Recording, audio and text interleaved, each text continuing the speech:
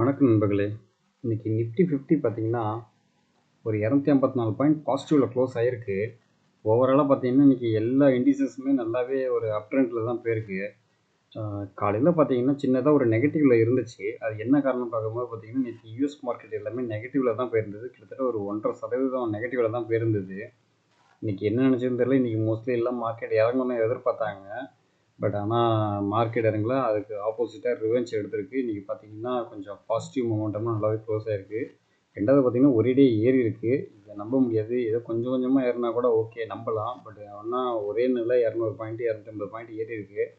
இதே மாதிரி என்ன பண்ணோம், சின்னதாக ஒரு ஏற்றம் கொடுத்துட்டு திருப்பி இறங்கிறதுக்கு பாசிபிலிட்டிஸ் இருக்குது. நம்ம இந்த ஏற்றம் ஏறி இருக்கிறத பார்த்துட்டு நம்ம எல்லாரும் போய் என்ன பண்ணோம், பை பண்ண ஆரம்பிப்போம். பட் ஆனால் அந்த டைமில் பார்த்தீங்கன்னா திருப்பி நம்ம லாஸில் தான் போய் நிற்கும். ஒரு 2 நாள் ஏற்றுவாங்க. ஏற்றிட்டு பார்த்தீங்கன்னா திருப்பி இறக்க ஆரம்பிச்சிடுவாங்க. திருப்பி இறங்கிக்கிட்டே போவோம். திருப்பி 21,000 20,500 அப்படின்னு சொல்லி வரும். திருப்பி நம்ம என்ன பண்ணுவாங்க, கொஞ்சம் பை பண்ண ஆரம்பிப்பாங்க. இதை நம்பிட்டு நம்மளும் கொஞ்சம் பை பண்ண ஆரம்பிப்போம். திருப்பி பார்த்தீங்கன்னா கீழே இறங்கிட்டு தான் போகணும். ஸோ இந்த மாதிரி சமயத்தில் அவசரப்படாமல் பயணிக்காகாமல் கொஞ்சம் அமைதியாக இருந்து மார்க்கெட் எப்படி போகுதுன்னு பார்த்துட்டு கிளியர் பாசிட்டிவாக ஒரு ட்ரெண்ட் வந்ததுக்கப்புறம் பை பண்ண ஆரம்பிங்க. இன்றைக்கி சென்செக்ஸ் பார்த்தீங்கன்னா கிட்டத்தட்ட ஒரு 740 பாயிண்ட் பாசிட்டிவில் க்ளோஸ் ஆகிருக்கு. கிட்டத்தட்ட ஒரு சதவீதத்துக்கு மேலே நல்லாவே பாசிட்டிவ் மொமெண்டமில் இருக்குது. Nifty bank, Nifty IT, pharma, auto, metal, எனர்ஜின்னு சொல்லி மோஸ்ட்லி எல்லா இண்டிசஸுமே பார்த்தீங்கன்னா கிட்டத்தட்ட ஒரு 2% மேலே நல்லாவே ஏறி இருக்குது. இல்லை ஐடி வந்து பார்த்தீங்கன்னா 795 பாயிண்ட் 2% நல்லாவே ஏறி இருக்குது. பாசிட்டிவ் மொமெண்டமில் தான் க்ளோஸ் ஆகிருக்கு. எஃப்எம்சிஜியும் நல்லாவே ஏறி இருக்குது. ஸோ ஓவராலாக பார்த்தீங்கன்னா இன்றைக்கி மார்க்கெட்டை வந்து நல்ல ஒரு புல்லிஷ் ட்ரெண்டு, போர்ட்ஃபோலியோவும் பார்த்தீங்கன்னா கொஞ்சம் ரெக்கவரி ஆன மாதிரி இருக்கும். நல்ல ஒரு பாசிட்டிவில் தான் இருக்கும். இன்றைக்கி நிஃப்டி 50ல் பார்த்தீங்கன்னா கிட்டத்தட்ட ஒரு 46 கம்பெனி வந்து அட்வான்சஸ், அதாவது பாசிட்டிவில் க்ளோஸ் ஆகிருக்கு. டிக்ளைனில் எது போயிருக்குன்னு பார்த்தீங்கன்னா ஒரு 4 கம்பெனி மட்டும்தான். அது என்ன கம்பெனின்னு பார்த்தீங்கன்னா பஜாஜ் ஃபினான்ஸு, இந்துஸ்தான் பேங்க்கு, ஹெச்டிஎஃப்சி பேங்க்கு, ஸ்ரீராம் ஃபினான்ஸ், இந்த 4 கம்பெனி மட்டும்தான் இப்போது நெகட்டிவில் க்ளோஸ் ஆகிருக்கு. மோஸ்ட்லி பார்த்தீங்கன்னா அதர் எல்லா கம்பெனியும் பார்த்தீங்கன்னா கிட்டத்தட்ட ஒரு பாசிட்டிவ் மொமெண்டமில் க்ளோஸ் ஆகிருக்கு. இல்லை அதானி போட்டு பார்த்தீங்கன்னா 5% மேலே நல்லாவே பாசிட்டிவ் மொமெண்ட்டில் போயிருக்கு. இல்லை Tata steel, Adani energy, power grid, momentum பார்த்தீங்கன்னா 4% மேலே நல்லாவே பாசிட்டிவ் மொமெண்டமில் க்ளோஸ் ஆகிருக்கு. இந்த கம்பெனி தான் வந்து பார்த்தீங்கன்னா நிஃப்டி 50யை மேலே தூக்கிறதுக்கு நல்ல ஒரு வழிவகை கொடுத்துருக்கு. அதனால் பார்த்தீங்கன்னா இன்றைக்கி மார்க்கெட்டு நல்ல ஒரு பாசிட்டிவ் மொமெண்டம்லேயே கண்டினியூஸாக போயிருந்துருக்கு. எஃப்ஐ டேட்டா பார்த்தீங்கன்னா இது வரைக்கும் ஒன்றும் அப்டேட் ஆகலை. திருப்பி ரிஃப்ரெஷ் பண்ணி பார்ப்போம். பட்டு ட்ரை பண்ணேன், இது வரைக்கும் ஒன்றும் ஆகலை. எஃப்ஐ 4th மார்ச் அதோட அப்டேட் தான் இருக்குது. கிட்டத்தட்ட 3,405 கோடி சேல் பண்ணியிருக்காங்க. டிஏஐ பார்த்தீங்கன்னா 4,851 கோடிக்கு பை பண்ணியிருக்காங்க. ஸோ இன்னைய மார்க்கெட் டேட்டா எப்படின்னு வருதுன்னு தெரில, பார்ப்போம். எஃப்ஐ டேட்டா எப்படி இருக்குன்னு பார்த்துட்டு அதுக்கேற்ற மாதிரி நம்ம முடிவு பண்ணிக்கலாம். கோல்டு பார்த்தீங்கன்னா நல்லாவே கொஞ்சம் ஏற்றம் கண்டிருக்கு. கிட்டத்தட்ட ஒரு 55 ரூபாங்கிற ரேஞ்சில் ஏறி இருக்குது. இப்போ வந்து பார்த்தீங்கன்னா 8,065 அப்படிங்கிற ரேஞ்சில் இருக்குது. 22 கேரட்டு. இது 24 கேரட்டு பார்த்தீங்கன்னா 8,798. அதே இது ஜிஎஸ்டி மற்ற இதெல்லாம் செய்கூலி சேதாரம்லாம் போட்டால் கிட்டத்தட்ட ஒரு 9,000க்கு மேலே இது வந்துடும். 24 கேரட்டு.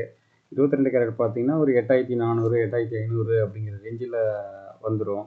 இல்லை சில்வர் பார்த்தீங்கன்னா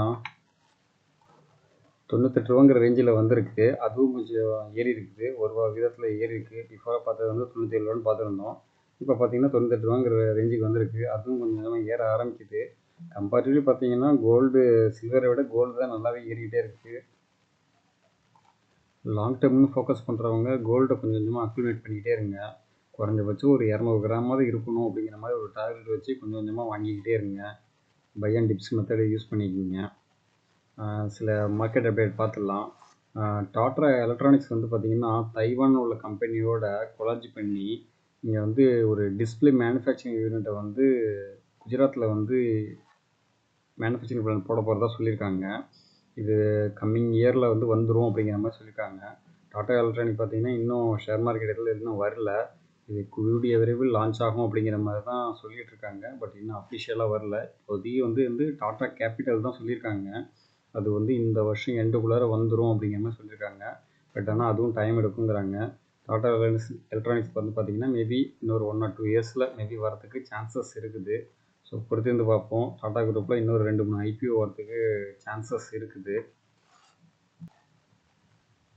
அடுத்ததாக சுவிட்சர்லாந்து எனர்ஜிலேருந்து ஒரு நியூஸு. சுவிட்சர்லாந்துக்கு பார்த்தீங்கன்னா, கிட்டத்தட்ட ஒரு ஆர்டர் ஒண்ணு நல்ல ஒரு ஆர்டர் கிடைச்சிருக்கு.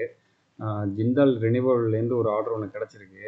இதில வந்து பார்த்தீங்கன்னா, கிட்டத்தட்ட ஒரு 204 மெகாவாட்டுக்கு வந்து பார்த்தீங்கன்னா, விண்மில் வந்து ப்ரொடக்ஷன் பண்ணி குடுக்கணும் அப்படிங்கிற மாரி சொல்லியிருக்காங்க.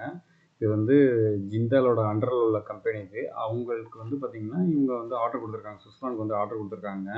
இது வந்து பார்த்தீங்கன்னா, பிஃபோராவே ஜிண்டால் வந்து ஆல்ரெடி உங்களுக்கு ஆர்டர் குடுத்துருக்காங்க. அந்த ஒரு ப்ராஜெக்ட்டும் போயிட்டுருக்கு அப்படிங்கிற மாரி சொல்லியிருக்காங்க.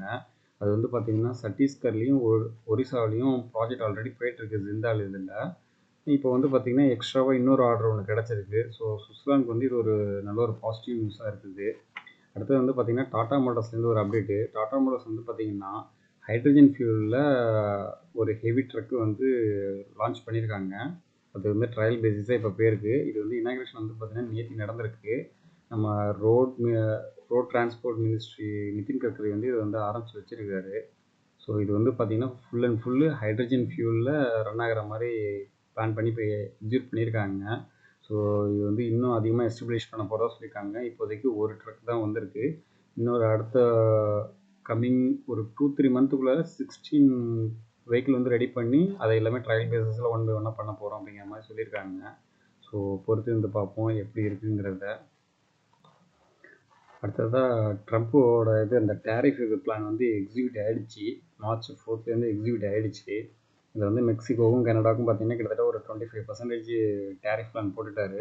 இப்போ அடுத்தது 10% எக்ஸ்ட்ராவா சைனாவுக்கும் போட்டிருக்காரு. இது இல்லாமல் நம்ம இந்தியாவுக்கும் சவுத் கொரியாவுக்கும் இந்த டேரிஃப் இது வந்து இம்ப்ளிமெண்டேஷன் ஆகும் அப்படிங்கிற மாதிரி அவர் ஒரு ஸ்டேட்மெண்ட்டும் சொல்லியிருக்காங்க. ஸோ இதில் பார்ப்போம். அடுத்தது வந்து பார்த்தீங்கன்னா, இப்போது இந்தியாவோட எஃப்&ஓ மார்க்கெட்டு, அதாவது ஃபியூச்சர் அண்ட் ஆப்ஷன் மார்க்கெட்டில் பார்த்தீங்கன்னா, எக்ஸ்பைரி டேட் வந்து பார்த்தீங்கன்னா, நார்மலாக தேர்ஸ்டேல தான் இருந்துச்சு. அதாவது வியாழக்கிழமையில இருந்தது. இப்போ என்ன பண்ணுறாங்கன்னா, அதை வந்து திங்கட்கிழமையா மாற்ற போகிறாங்க. அது எப்போருந்து பார்த்தீங்கன்னா, ஏப்ரல் 4லேருந்து இந்த இம்ப்ளிமெண்டேஷன் பண்ண போகிறதா சொல்லியிருக்காங்க. அது கூடிய விரைவில் எஸ்டாப்ளிஷ் ஆக போகுது.